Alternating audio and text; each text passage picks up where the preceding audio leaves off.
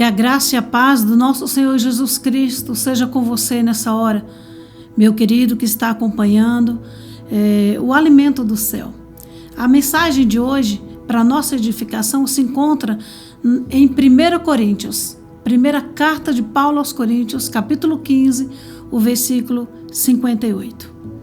E a palavra do Senhor diz o seguinte: portanto, queridos irmãos, continuem fortes e firmes, continuem ocupados no trabalho do Senhor, pois vocês sabem que todo o seu esforço nesse trabalho sempre traz proveito.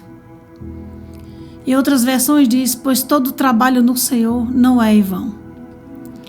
O apóstolo Paulo, ele nos dá um conselho que, se nós colocarmos em prática, nós vamos ver que vale a pena fazer a obra do Senhor. O apóstolo Paulo, ele diz, olha irmãos, continue fortes e firmes. Olha, para quem faz a obra do Senhor, seja de que forma for, porque, amados, às vezes a gente tem uma definição errada do que é fazer a obra do Senhor. Tem pessoas que acham que fazer a obra do Senhor é simplesmente estar dentro da igreja, né, da sua denominação, é pregar lá, é louvar, dirigir um culto, e não é somente isso. Fazer a obra do Senhor é muito mais do que isso. É isso também, mas vai muito mais além. Isso que você está fazendo, quando você ouve as mensagens do Alimento do Céu, e você compartilha com outras pessoas, com amigos, familiares, né, seus vizinhos, isso é fazer a obra do Senhor. É você ouvir algo da parte de Deus e transmitir para outras pessoas. Quando você sai às ruas e você vê um morador de rua, uma pessoa que está precisando de alimento, né? E você dá uma paradinha ali no restaurante para almoçar, mas antes de você ir embora, você prepara uma marmita e leva para essa pessoa. Isso também é fazer a obra do Senhor. Sabe por quê? Porque o próprio Senhor disse, se você der de comer ou se você vestir algum desses pequeninos, é a mim que vocês estão fazendo. Então, queridos, a obra do Senhor, ela é bem abrangente. Qualquer coisa que você faz pelo seu semelhante, pelo seu próximo, você está fazendo a obra do Senhor.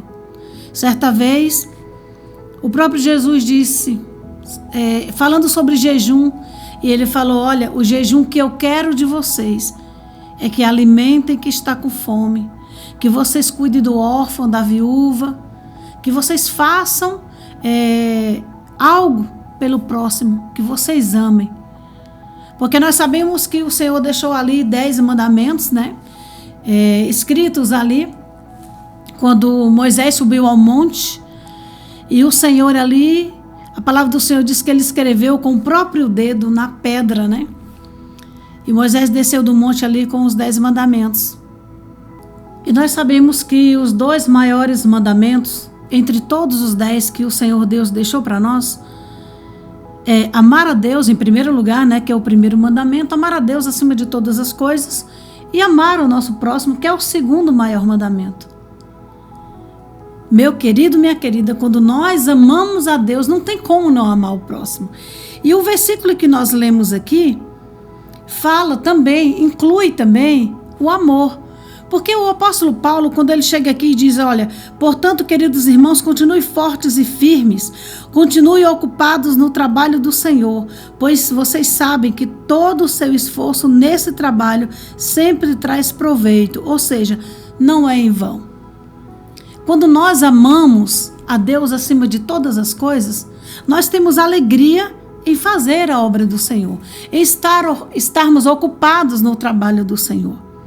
E Paulo fala para mim e para você que nós temos que continuar firmes, temos que continuar fortes. Sabe por quê? Porque quem faz a obra do Senhor sofre tantas retaliações, sofre tantas perseguições. O apóstolo Paulo é a prova disso. O apóstolo Paulo, lá em Atos, se eu não me engano, Atos capítulo 16, a partir do versículo 11, o apóstolo Paulo, ele estava ali fazendo planos para ir pregar em uma determinada região. Aí o Espírito Santo de Deus o proibiu, não deixou, não permitiu. E você deve pensar assim, peraí, mas o Paulo não estava indo pregar a palavra do Senhor, por que o Espírito Santo de Deus não deixou? É porque o Espírito Santo de Deus tinha algo diferente para Paulo. O Espírito Santo de Deus falou com Paulo através de uma visão que Deus mandou para Paulo não ir para aquele lugar que ele estava pensando ir. Se eu não me engano, é na Panfilha, ou é na Frígia, na região da Frígia. Mas o Espírito Santo de Deus mandou uma visão para Paulo, em que nessa visão um homem aparecia e dizia: Paulo, venha para Macedônia, venha nos ajudar. Quando Paulo acordou dessa visão, quando essa visão passou, Paulo entendeu que não era para aquele lugar que ele estava querendo ir, que Deus queria que ele fosse. E Paulo e Silas partiram para Macedônia. Foram fazer o trabalho do Senhor. Paulo se encaixa nesse versículo muito bem que nós acabamos de ler. Quando Paulo, ele diz que nós temos que continuar fortes e firmes. Sabe o que aconteceu, queridos? Quando Paulo chegou ali? Primeira coisa, houve ali uma primeira conversão de uma mulher chamada Lídia, que era uma mulher vendedora de púrpura.